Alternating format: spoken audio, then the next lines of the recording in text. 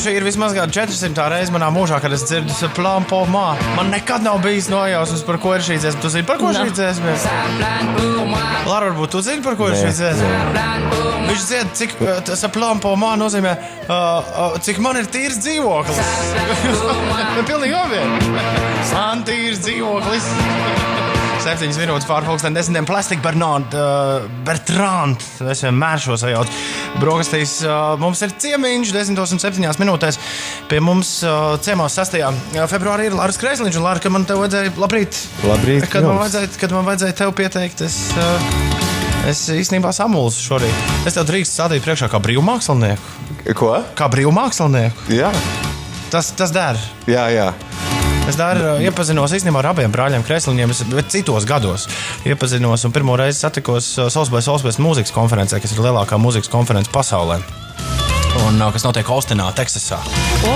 Un ar Lāru mēs tikāmies 2010. gadā, kad Austinā, kas bija vienīgais gads, kad Austinā ir spēlējušas 2 latviešu grupas. Viena bija Prātvētra un viena bija Instrumenti.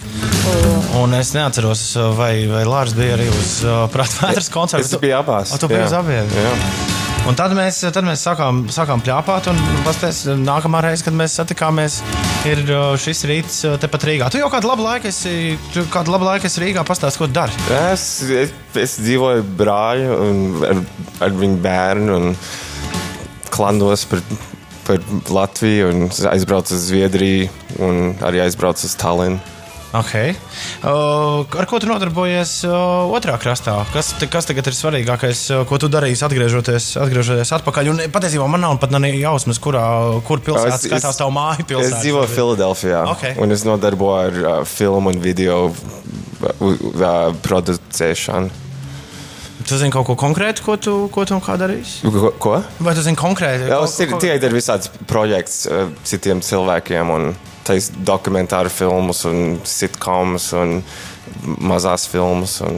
Skaidrs. Jā. Skaidrs. Abi divi ar Kristapu jūs esat ļoti, ļoti muzikāli, vienmēr jūs esat bijuši arī patriotiski par to, kas notiek Latvijā. Kristapam pieder tēze, par kur mēs pasmējāmies 2. janvārī par to, ka savam sūdam jābūt mīļākam par ārzemju. Savukārt, bet tad, kad mēs iepazināmies pirms 3 gadiem, tad, kad es teicu, ka man ļoti simpatizē tas, ko Kristaps dara tepat Latvijā, tu teici, ārprāts, viņš ir pilnīgi traks. Viņš ir. Bet vislabākais, trakākais. Kas ir trakākā lieta, ko jūs abi bērnībā kāds podus nogāzāt? Ir pietiekami daudz cilvēku, kur jūs abus pazīst, bet droši vien šo jautājumu nav jums uzdevuši, kur šobrīd klausās radio. Es vai vistrakākā, vislabākā lieta ir, kad mēs nodibinājām mācītājus on acid, jo tur mums nebija tāda latviešu muzika, kas mums patīk pašam. Tad nodomāju, taisīsim mūsu pašu grupu. Kurš gads tas bija? 91. gadā. Kristaps man stāstīja, ka tad, kad jūs klausījāties, jūs tajā laikā dzīvojat Vašingtonā? Jā, Vašingtonā. Tad vecāku pagrabā mēs ierakstījām pirmās dziesmas. Kristaps stāstīja, ka jūs klausījāties to, kas notiek Latvijā tajā laikā, un jums likās, ka tas ir absolūts avangards salīdzinot ar to, kas skanēja, kas bija topos un kas bija populāra mūzika Latvijā. Vai to arī atceries? Jā, noteikti. Es domāju ar popmūziku noteikti un ar elektronisku mūziku un tādas lietas, jo mums tā skanēja varbūt ar New Wave pagrīdes grupām un tādas lietas, bet tie bija populārāk latviešu grupās, un to var arī dzirdēt uz radio un koncertos un mikrofonu ierakstās un tāds lietas. Iestājoties neatkarībai, mēs daudz dzirdējām par latviešu grupām ārzemēs, par kurām pirms tam mēs loģiski zinām apsvērumu dēļ, varbūt nebijām tik daudz dzirdējuši. Vai vispār vai tu vari runāt, un vai tajā laikā varēja runāt par kaut kādu scēnu, par ārzemju latviešu mūzikas scēnu, vai vienkārši tās bija kaut kādas dažas, kāda tā bilde bija no tavas puses? Tur bija dažas tās grupas, un viņi spēlēja biedrībās un nometnēs un dziesmu svētkos un tādas lietas. Viņi bija laba popgrupa, bet viņi arī bija ļoti pareizi. Un es domāju, kad mēs iesākam mūsu grupu, mēs gribējām kaut ko nepareizi darīt. Un atklāt nepareizi, izlikt, kā mēs esam kā cilvēki. Un un tas ir kā sanāca mūsu lieta, jo mēs gribam kaut ko varbūt smagāk un trakāk. Nu, jums tas izdevās. Jā, es domāju, ka jums tas izdevās diezgan labi. Tu esi mūziķis. Ko tu vēl esi darījis? Ja es tev saucu par brīvmākslinieku, kas vēl ietilps? Mēs zinām, ka tu vēl nodarbojies ar filmu projektiem. Jā. Ko tu vēl savā dzīvē esi darījis? Tu esi gleznojis? Ko? Nē, es esmu slikts gleznotājs. Okay. Bet tu vismaz to zini. Jā. Es domāju, es diezgan švaku fotografē.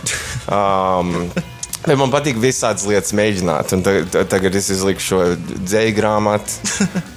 Vasarā es izliku mikrostāstu, 3 lapas puses latviešu stāstu par mīlestību. Un tad drīz es gribu izlikt vienu latviešu stratēģiju spēli arī par mīlestību. Stratēģijas spēle. Jā.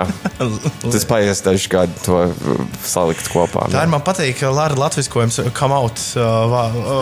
Vārdu savienojumam come out. Izlikt. Grupa ABC izliks savu jauno skaņu plati. Tā ir laba ideja. Jo es esmu amerikāņu latvietis. Un viss tas ir kā mans smadzenes darbojās kādreiz. Viss kārtībā. Es nemirklī negrasos par to uzjautrināties. Cik es atceros, vai punktiņi, Lārs Kresliņš ir laiž šodien klajā dzejas grāmatu. Es nezinu, kāpēc tu rakstīsi 2012. Jo tas ir, kad es sarakstīju. Skaidrs. Jā. Bet kas ir viena interesanta lieta, ka grāmata ir numurēta. Jā. Viņa ir pieejama 100 kopijās, un gluži tāpat kā daudz citas lietas, kuras tu esi darījis savā mūžā, šis ir tīrs DIY produkts, vai ne? Jā. Jo es negribēju, es to tikai gribēju izlikt, es negribēju gaidīt, kad kāds priekš maniem to izliks, un bija ātrāk, ja es pats to saliek un Tu diezgan daudz spēlējies, kad tu teici, ka tu nu pat mums teici, ka, nu jā, tev, kā tu domā, kā tavs smadzenes strādā, kā visu laiku pārtulkojot, jo Kristaps atzinās, ka viņš domā angliski, loģiski tu arī. Jā, bet es domāju, es sapņoju latviski un angliski. Abās valodās. Jā, un šie dzējoļi man atnāca latviski.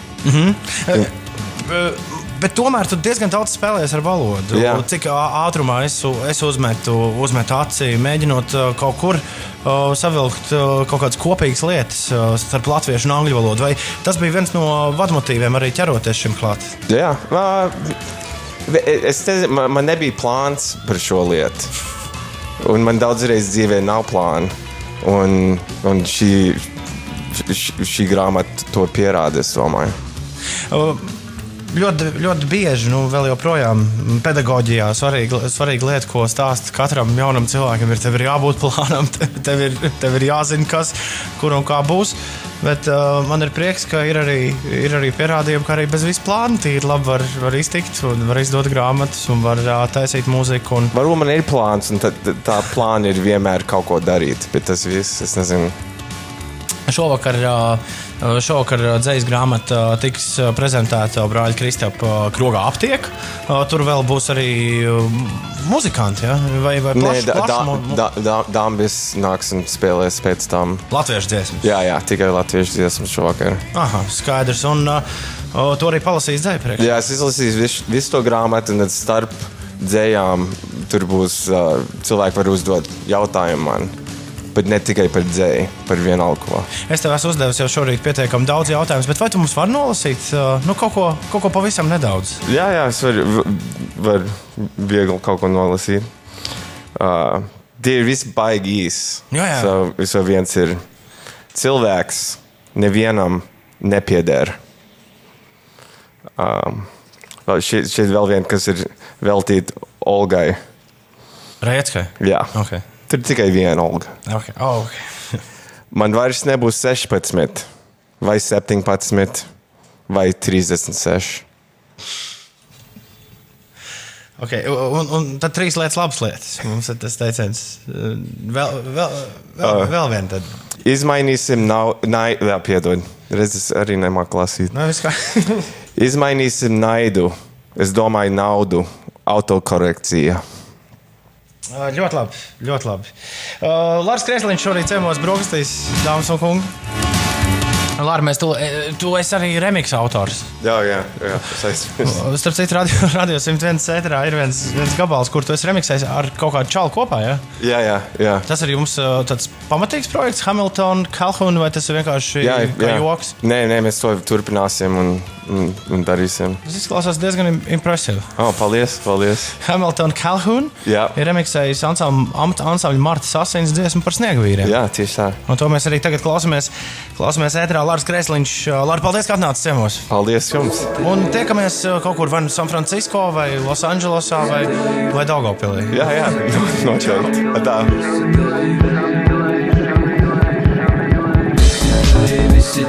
Visi tavi samīlējušies.